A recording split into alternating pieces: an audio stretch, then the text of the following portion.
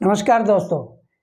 अगर आपको खांसी आ रही है तो बहुत ही बढ़िया इलाज है कि आप शहद में काली मिर्च का 2 ग्राम पाउडर लेकर शहद के अंदर मिला लें और उसको दिन में 3-4 बार चाटेंगे तो आपकी खांसी बिल्कुल ठीक हो जाएगी।